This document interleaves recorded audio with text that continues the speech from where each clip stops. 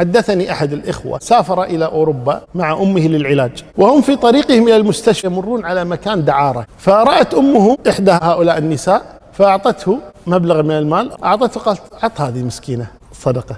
قال يمه لا غيرها. قالت يا ولدي يمكن محتاجة. تقول شو أقول لها؟ قلت لها يمه غيرها في فقارة صجيين. قالت لا عطها مسكينة. قال لها يمه هذه خربانة. قالت يعني شنو؟ هذا بنات يبيعون الهوى وكذا. قالت يا وليدي لو مو محتاجة ما اشتغلت هالشغلة. يقول أعطيتها الفلوس. قالت لي شنو هذا؟ قال هذا من أمي. يقول أثر أمي صار كل ما رحنا ردينا جهزت فلوس لها، كل ما لقيناها عطها.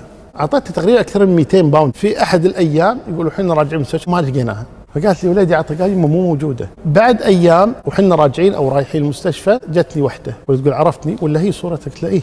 قالت أنا تركت هذا العمل لأني كنت محتاجة ولقيت عمل ثاني واشتغلت عمل نظيف، اشكر لي أمك. تقول له فسبحان الله، هذه الصدقة قد ينفع الله بها